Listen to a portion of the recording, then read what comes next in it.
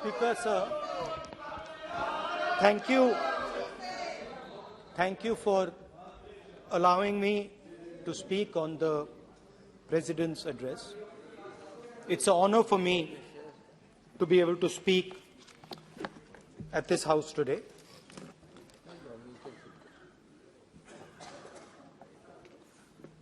जैसे आप सबको मालूम है, पिछले 4 महीनों में हम भारत जोड़ो यात्रा कन्याकुमारी से लेकर कश्मीर तक हम पैदल चले।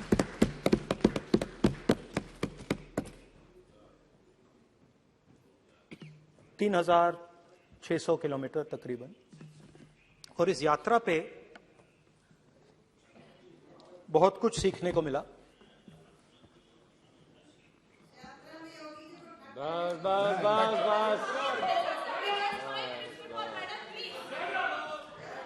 इस यात्रा में बहुत कुछ सीखने को मिला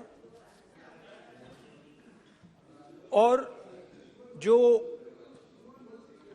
जनता की आवाज, हिंदुस्तान की आवाज है, उसको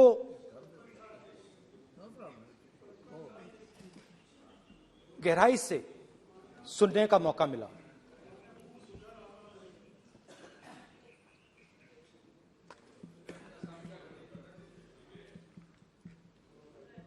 शुरुआत में, यात्रा की शुरुआत में मैंने सोचा था कि 3,500 किलोमीटर चलने हैं और मुश्किल है मगर किया जा सकता है।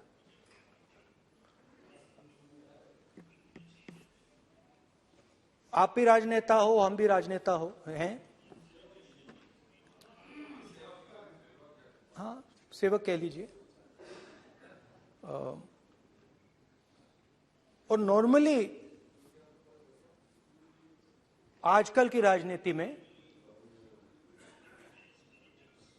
जो हमारी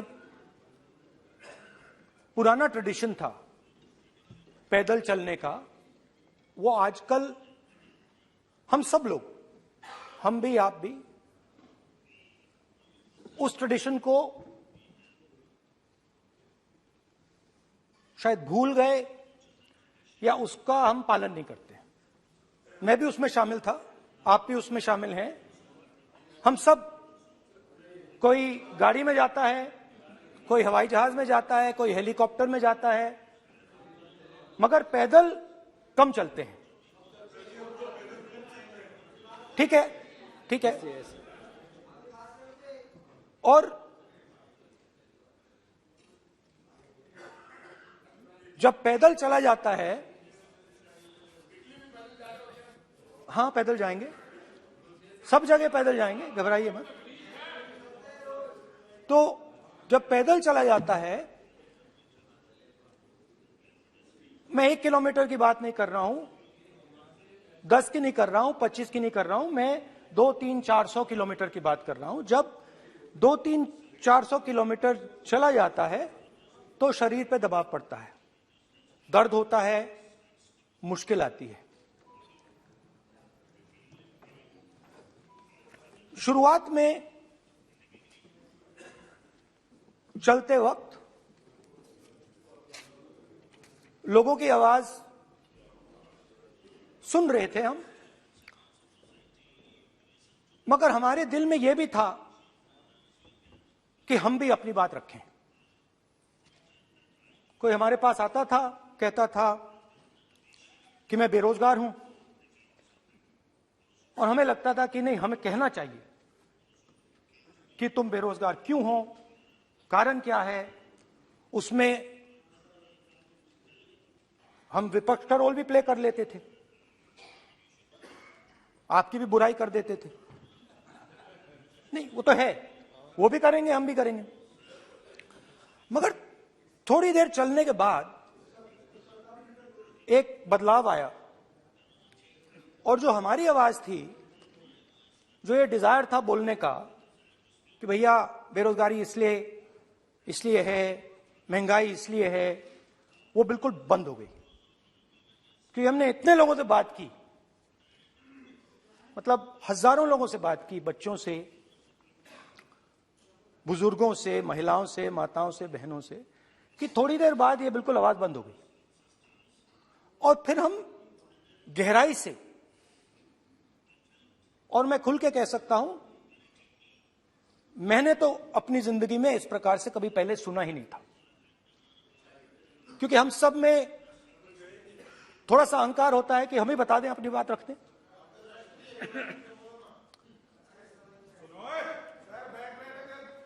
तो आस्ते आस्ते जब हम चले 500-600 किलोमीटर बाद, जनता की आवाज गहराई से सुनाई देने लगी। और एक प्रकार से यात्रा, इंडिविजुअल्स नहीं, यात्रा हमसे बोलने लगी। नहीं, गहरी बात है, समझ नहीं आएगा। आप समझने की कोशिश करो। यात्रा हमसे बोलने लगी। 200 किलोमीटर आप चलने की कोशिश करिए, पता चल जाएगा। और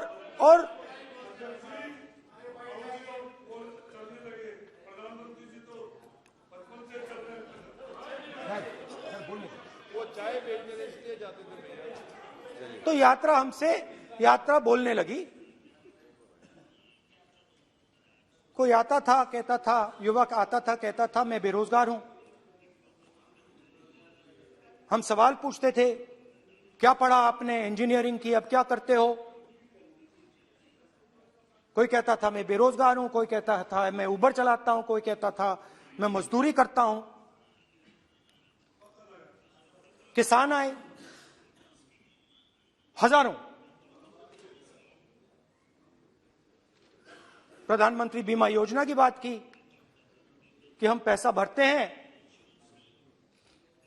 तूफान आता है, आंधी आती है, पैसा गायब हो जाता है।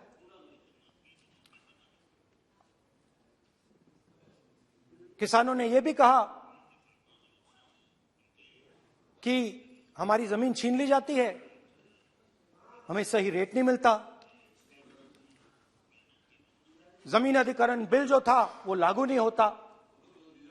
आदिवासियों ने कहा, वनवासियों ने नहीं, आदिवासियों ने, कि जो ट्राइबल बिल में हमें दिया जाता था वो आज छीना जा रहा है।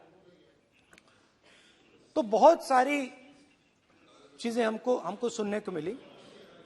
मगर मेन थ्रस्ट, अगर मैं कहूं, मेन थ्रस्ट बेरोजगारी, महंगाई और किसान। उसमें एमएसपी थी, उसमें बीज की समस्या थी, किसान बिल की समस्या थी। अच्छा, अग्निवीर की भी बात की लोगों ने। आपने अभी बोला कि अग्निवीर देश को फायदा पहुंचाएगा। मगर हिंदुस्तान का युवा जो 4 बजे दौड़ता है, आर्मी में भर्ती होने के लिए दौड़ता है, वो आपकी बात से सहमत नहीं है। उनने हमसे कहा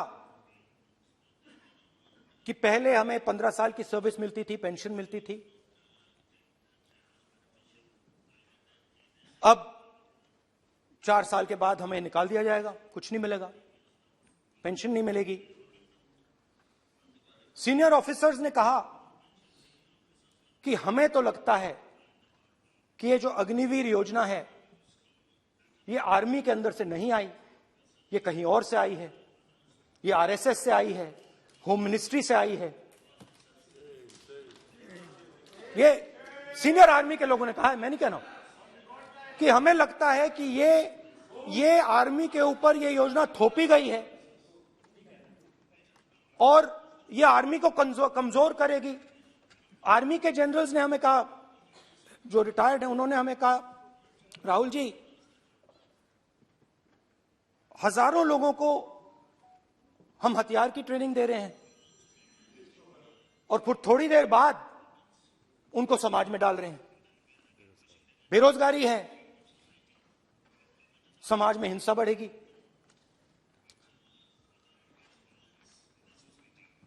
तो उनके मन में था कि ये जो अग्निवीर योजना जो है, ये आर्मी के अंदर से नहीं आई है। और मुझे नाम भी बताया कि अजीत डोभाल जी ने ये योजना आर्मी पे थोपी है। क्यों नहीं ले सकते? क्यों नहीं ले सकते? बिल्कुल ले सकते हैं, पार्लियामेंट में थोड़ी है वो। क्यों नहीं ले सकते? क्या बात कर रहे हैं? सवाल ये तर्क है, बाद में फिर अडानी के लिए भी यही बोलने वाले हैं, फिर ये तर्क है इनका।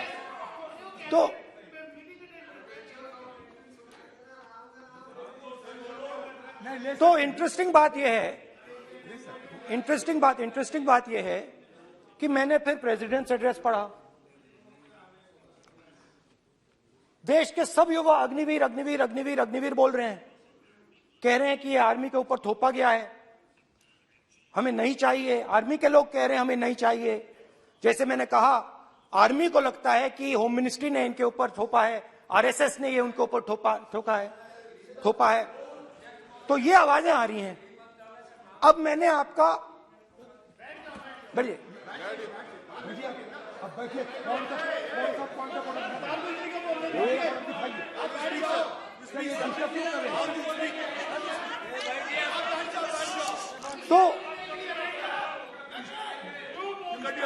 तो एक फर्क, ये थोड़ा पानी ले आओगे मेरे पानी। तो मुझे एक फर्क दिखा प्रेसिडेंट्स एड्रेस में बहुत सारी चीजें बोली गई। अग्निवीर के लिए एक लाइन थी, एक शब्द, एक बार अग्निवीर शब्द का प्रयोग किया गया, और वो भी अग्निवीर योजना हमने दी, उससे ज्यादा कुछ नहीं बोला। कहां से आई, कौन लाया, किसको फायदा होगा, ये नहीं बोला। बेरोजगारी शब्द ही नहीं था उसमें। आपने देखा होगा, बेरोजगारी शब्द ही नहीं था प्रेसिडेंट एड्रेस में। महंगाई शब्द ही नहीं था। तो जो यात्रा में हमें सुनने को मिला, अग्निवीर, महंगाई, किसान, बेरोजगारी, प्रेसिडेंट एड्रेस में था ही नहीं। तो ये मुझे थोड़ा अजीब लगा कि जनता कुछ कह रही है और प्रेसिडेंट एड्रेस में कुछ और सुनाई दे रहा है। अच्छा, एक और चीज हमें बताई गई। तमिलनाडु से लेकर केरला, महाराष्ट्र, मध्य प्रदेश, सब जगह एक नाम सब जगह हमें सुनने को मिला, अदानी। यह नाम पूरे हिंदुस्तान में, केरल में, तमिलनाडु में, महाराष्ट्र, कर्नाटका, हिमाचल, कश्मीर, सब जगह अदानी अदानी अदानी अदानी अदानी।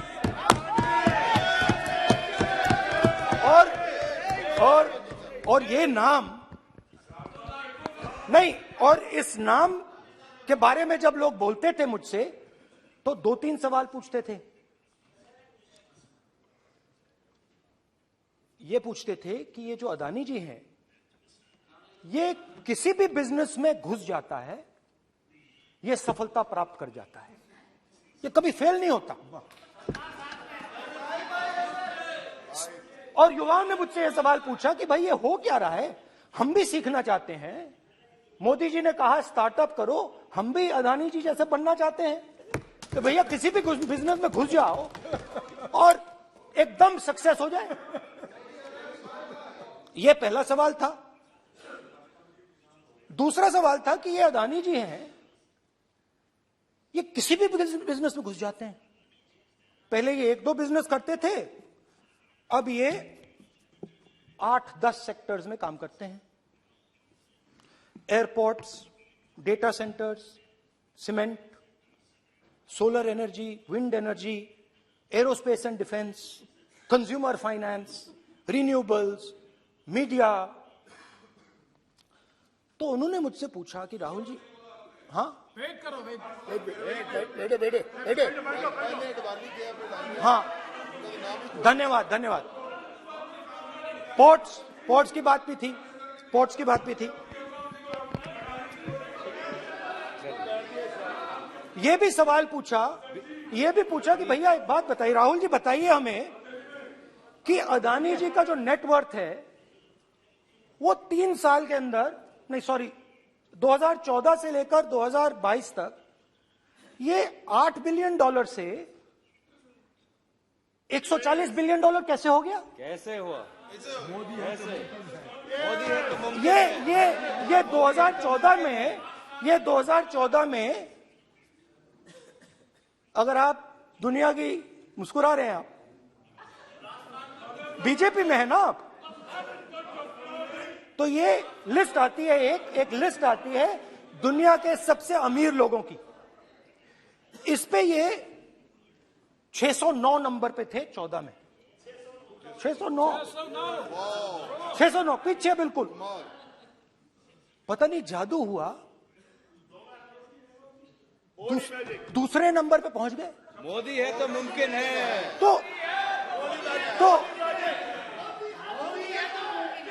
तो मुझसे पूछा यार, बहुत सारे लोगों ने पूछा कि भैया राहुल जी बताइए, हिमाचल में सेब की बात होती है अदानी जी, कश्मीर में सेब की बात होती है अदानी जी, पोर्ट्स की बात होती है अदानी जी, एयरपोर्ट्स की बात होती है अदानी जी, इंफ्रास्ट्रक्चर, अच्छा हम सड़क पे चल रहे हैं, मैं पूछूं किसने बनाई? अदानी जी। तो लोगों ने यह भी पूछा कि राहुल जी ये जो अदानी जी जो हैं, इनकी सफलता कैसे हुई? Just right it neatly. तो नहीं स्पीकर सर, वो फोटो है सर, वो पोस्टर नहीं है। आप वरिष्ठ सदस्य हैं। मैंने कहा कि 2014 में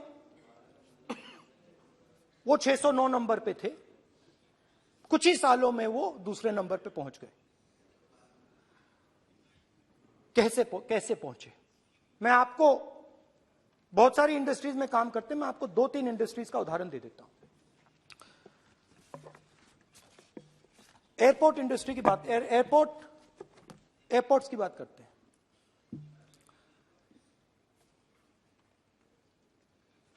कुछ साल पहले सरकार ने हिंदुस्तान के एयरपोर्ट्स को डेवलप करने के लिए दिया।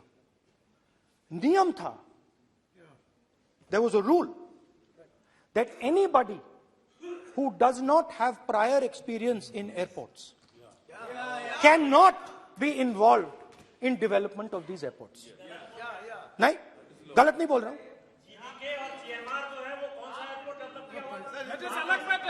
आप बैठ जाइए।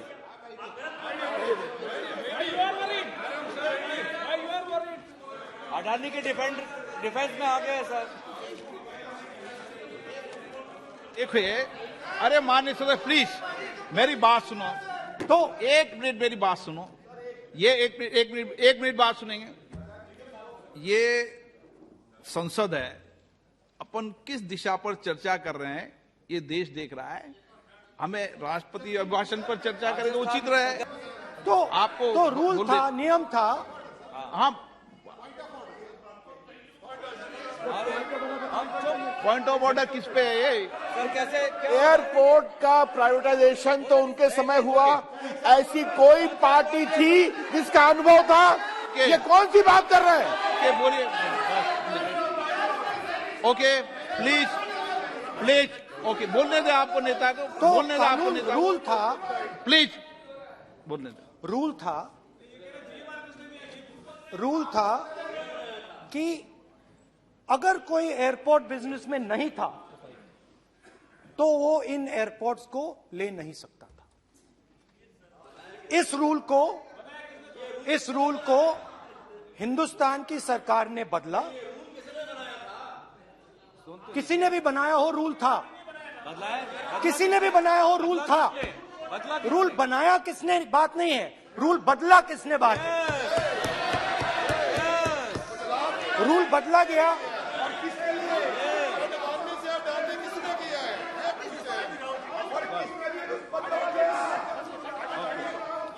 रूल बदला गया।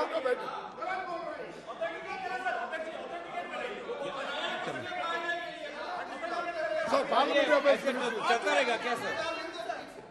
पार्लियामेंट्री अफेयर्स मिनिस्टर से रूल को बदला गया। सर बोलने दीजिए। करना चाहिए सर, ऑथेंटिकेट करना चाहिए। चलिए चलिए आप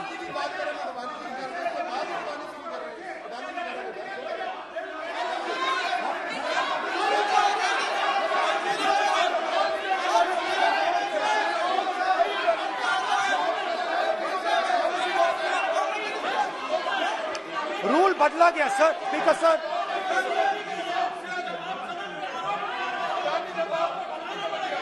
बैठे बैठे।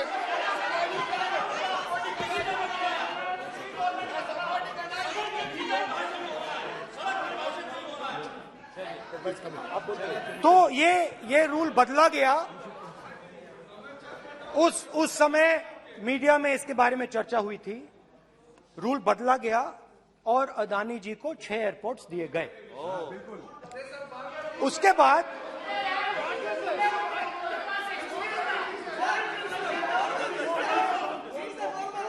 after that India's most strategic profitable airport, Mumbai airport,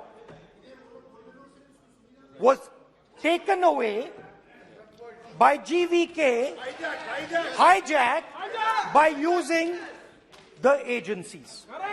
The agencies को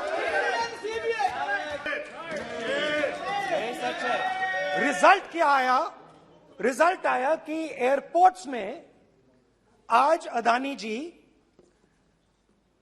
24% हिंदुस्तान की एयर ट्रैफिक को अपने एयरपोर्ट से निकालते हैं और 31% एयर फ्रेट उनके एयरपोर्ट्स में से निकलता है। तो बताइए, बोलिए विधि मंत्री। और ये जो सर ये हाउस में सर ये बोल रहे हैं, तुमको ज्ञान बांट रहे हो, बैठ जाओ। सर ये यहाँ बहुत गंभीर मिनिस्टर हैं ये देश ये राष्ट्रपति का उद्बोधन को लेकर एक गंभीर चर्चा हो रही है। जो भी मेंबर कुछ भी बात करे विद फुल रिस्पॉन्सिबिलिटी ऑथेंटिकेट करें। और ये वाइल्ड एलिगेशन अपना एक सोच के आया है, बिना तर्क के ऐसे वाइल्ड एलिगेशन लगा रहे, ये कोई मतलब नहीं है सर। ये ऐसे नहीं बोल सकते और वो सर तर्क रखना पड़ेगा। अगर एलिगेशन लगा रहे हैं तो आपको पूरा डॉक्यूमेंट प्रूफ के साथ आपको रखना पड़ेगा। दे देंगे आप ऐसे बातें नहीं दे कर सकते। देंगे। और ये गंभीरता को समझिए, ये डॉक्यूमेंट्री प्रूफ दे देंगे। अब आपने जो पिछले स्पीकर थे उन्होंने फॉरेन पॉलिसी की बात की, हम भी फॉरेन पॉलिसी की बात करते हैं। चलिए डिफेंस से शुरू करते हैं। बहुत ऑप्शंस है, आप बताइए कहां से शुरू करें। बिजली, डिफेंस, कोयला, बहुत ऑप्शंस है। Defence, let us start with defence. अब डिफेंस में अदानी जी का कोई एक्सपीरियंस नहीं था, जीरो एक्सपीरियंस। कल मैंने प्रधानमंत्री को एचएएल में देखा। प्रधानमंत्री जी ने कहा कि गलत आरोप लगाया, मगर रियलिटी तो यह है कि एचएएल का जो कॉन्ट्रैक्ट था 126 हवाई जहाजों का, वो अनिल अंबानी को चला गया। अब देखिए, और ये जो फ्यूचर एंटरप्रेन्योर्स हैं, जो बिजनेस स्कूल हैं, हार्वर्ड यूनिवर्सिटी जैसे स्कूल हैं, इनको इसका केस स्टडी, इसकी केस स्टडी बनानी चाहिए, शायद बने। How to use government power to build individual businesses, case study.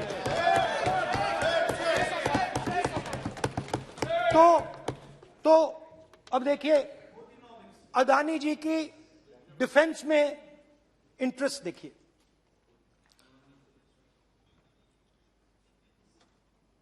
Elbit company के साथ हिंदुस्तान में अदानी जी ड्रोन्स बनाते हैं, ड्रोन्स को हिंदुस्तान की एयरफोर्स, आर्मी, नेवी के लिए रिफिट करते हैं।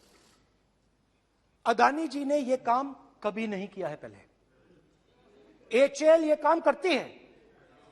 हिंदुस्तान में और भी कंपनीज हैं जो ये काम करती हैं, मगर एक नहीं मिलता। ये मत सोचिए कि सिर्फ एक कंपनी की बात हो रही है, ये इंडस्ट्रीज की बात होती है यहां पे। जैसे मैंने आपको दिखाया, एयरपोर्ट का पूरा सिस्टम उठा के ले गए, 30% मार्केट शेयर एयरपोर्ट में ले गए, वैसे ही डिफेंस में करा। तो 4 डिफेंस की इनके पास कंपनीज हैं, यह काम इन्होंने कभी नहीं किया। स्मॉल आर्म्स, जिसमें टवॉर है जो हमारी स्पेशल फोर्सेस यूज करती है, आर्मी यूज करती है, जिसमें गलील स्नाइपर राइफल है, ये सब अदानी जी बनाते हैं।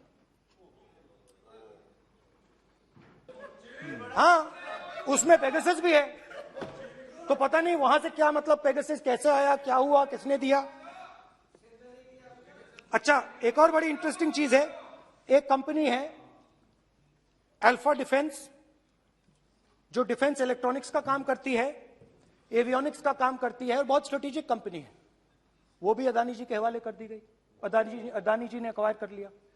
तो आपने देखा कि एयरपोर्ट्स का बिजनेस 30% मार्केट शेयर, हिंदुस्तान और इजराइल का जो वेपन्स का बिजनेस है 90% उठा के ले गए। अब मैंने आपको इजराइल की बात बताई, ऑस्ट्रेलिया चलते हैं। कोयला ऑस्ट्रेलिया चलिए। ऑस्ट्रेलिया में अदानी जी जाके, नहीं क्यों, आप तो डिबेट करना चाहते थे, आप ही तो डिबेट करना चाहते थे। आपने बोला था कोई भी विषय पे डिबेट हो, तो हो गया अब डिबेट। अब क्यों डर रहे हो डिबेट से? अब क्यों डर रहे हो डिबेट से? क्यों डर रहे हो? जब हमने जेपीसी की मांग की, आपने बोला सदन में उठाओ। अब क्यों डर रहे हो? अब क्यों डर रहे हो? अब क्यों डर रहे हो? आप चर्चा से क्यों डर रहे हो? चर्चा से डर रहे हो आप?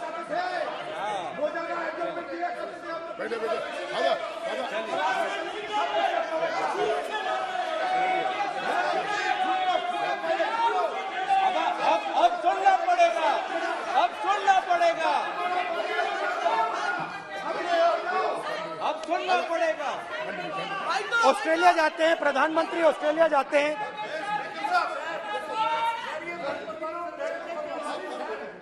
प्रधानमंत्री ऑस्ट्रेलिया जाते हैं,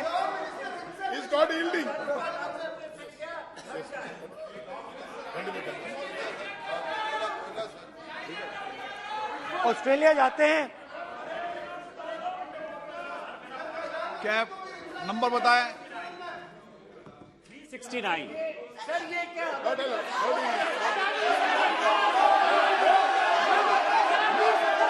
369 सर, ये कहता है सर, एक paper or document to be laid on the table shall be duly authenticated by the member presenting. देखिए पूरा सरकार इन्होंने सर, मैं इनको चैलेंज करता हूं कि जीएमआर और जीबीके, उसको कब एयरपोर्ट का जो है संचालन का अधिकार था और कौन सा रूल है वो कोट करे सर।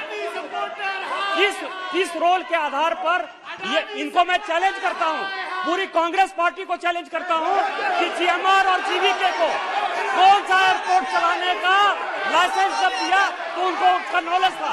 मैं चैलेंज करता हूं पूरी कांग्रेस पार्टी को। जब इन्होंने बिरला को बनाने का दिया, डालमिया को बनाने का दिया, टाटा को बनाने का दिया लाइसेंस, उस वक्त उनको कौन सा मोटर चलाने का अधिकार था सर? ये गलत बयानी कर रहे हैं। मेरा ये कहना है कि आप एलिगेशन प्रधानमंत्री के ऊपर लगा रहे हैं, आप पेपर दीजिए और कौन सा रूल भारत सरकार ने चेंज किया एयरपोर्ट में अडानी के लिए, वो ऑथेंटिकेट कीजिए, नहीं तो इस तरह की बात नहीं कर सकते हैं।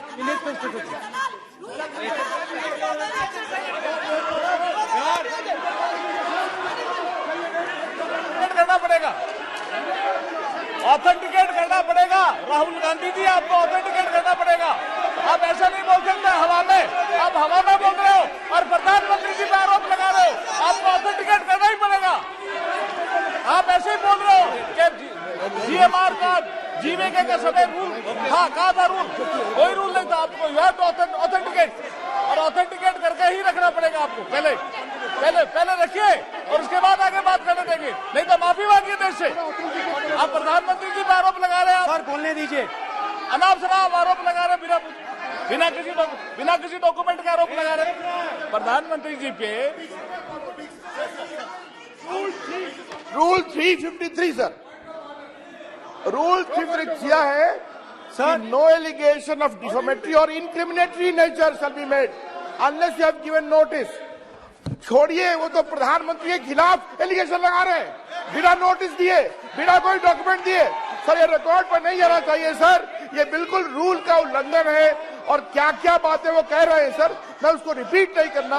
Reckless allegation, baseless allegation, in violation of rules, sir ये स्वीकार नहीं होना चाहिए। ओके सर, लेट अस एक सब बैठिए, ऑस्ट्रेलिया पीएम जाते प्लीज हैं। बैठिए, आप प्लीज बैठिए, वरिष्ठ वकील साहब बैठिए। ऑस्ट्रेलिया जाते हैं। एक मिनट राहुल जी, एक मिनट। नियम 369 भी मैंने देखा है, 333 भी देखा है।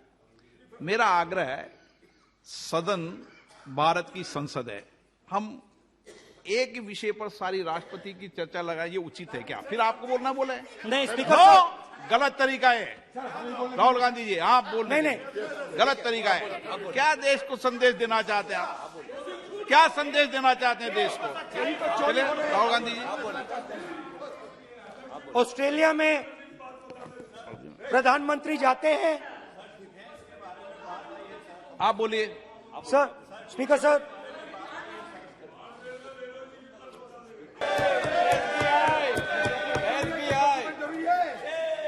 सर इसका भी डॉक्यूमेंट जरूरी है क्या, बताओ। मोदी जी, आपका सरकार की बात है। अधीर प्लीज। उसके बाद मैं उदाहरण दे रहा हूं, पूरी दुनिया में मोदी जी जाते हैं, घूमते हैं, तो मैं बता देता हूं क्या होता है वहां पे। बांग्लादेश में गए, हाँ काम पे ही जा रहे हैं, वही तो बोल रहा हूं, काम पे जा रहे हैं। बांग्लादेश जाते हैं तो ये रही आपकी फॉरेन पॉलिसी। ये हिंदुस्तान की फॉरेन पॉलिसी नहीं है। अब यात्रा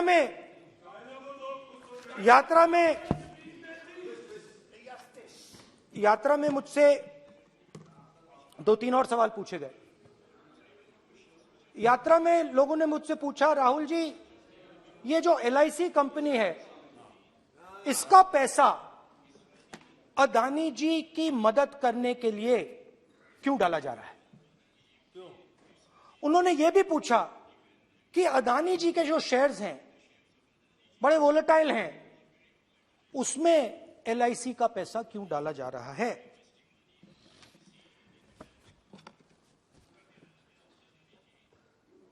हजारों करोड़ रुपए हिंदुस्तान के पब्लिक सेक्टर बैंक्स अदानी जी को मिलता है। 27,000 करोड़ रुपए SBI, PNB 7,000 crore, bank of Baroda 5,500 crore, ये मैं लिस्ट चलती जाएगी। LIC का एक्सपोजर 36,000 करोड़ रुपए, 3 crore SBI and other PSU bank holders. Money is going to Mr. Adani and to finance.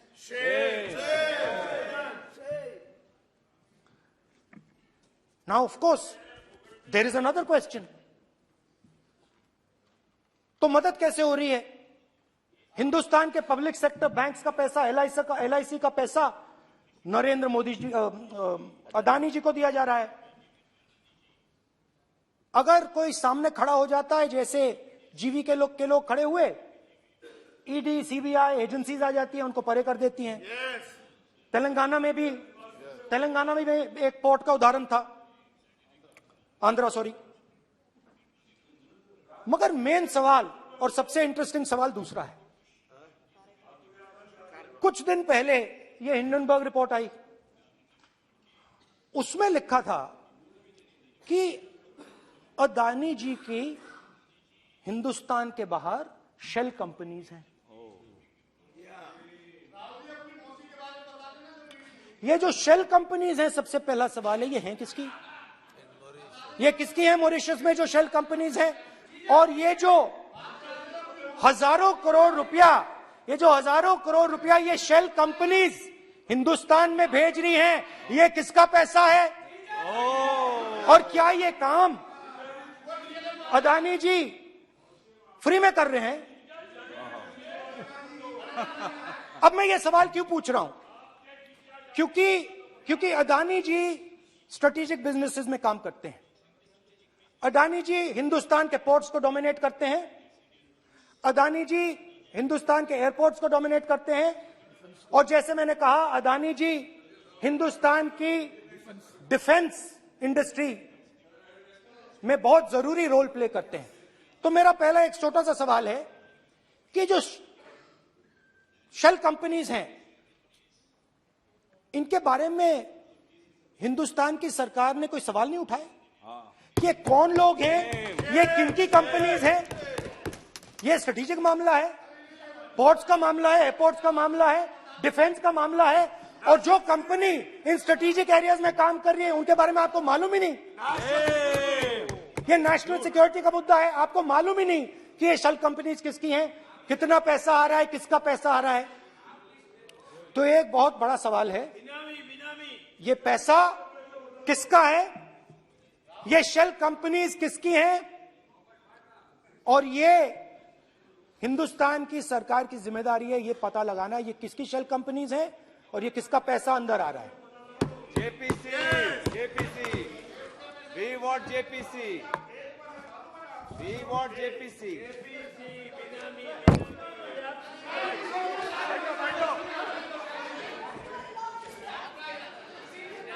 अच्छा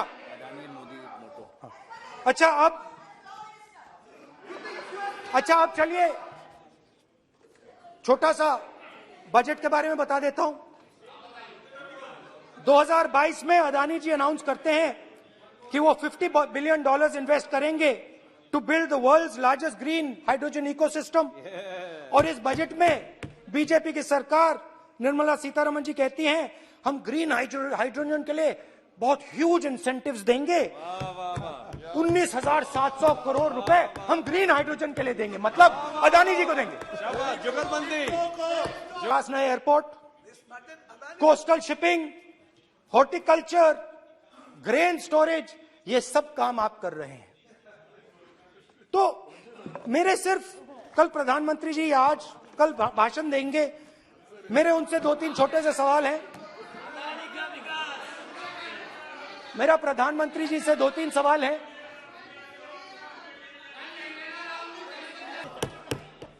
पहले लोकल मामला था, फिर नेशनल मामला हो गया, उसके बाद इंटरनेशनल मामला हो गया। अदानी जी के लिए बोरिस जॉनसन का बेटा काम करता है, आपको पता नहीं मालूम है या नहीं मालूम? भाई सॉरी, नहीं बेटा भी, भाई काम करता है। तो ये मामला पहले गुजरात का मामला था, फिर ये हिंदुस्तान का मामला हुआ, अब ये इंटरनेशनल मामला हो गया है। तो ऑल्सो एन इंपॉर्टेंट क्वेश्चन, जरूरी सवाल, अदानी जी ने बीजेपी को पिछले 20 साल में कितने पैसे दिए हैं?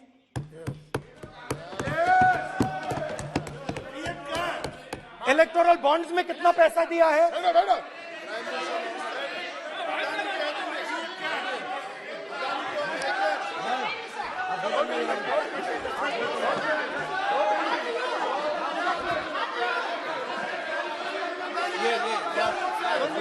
And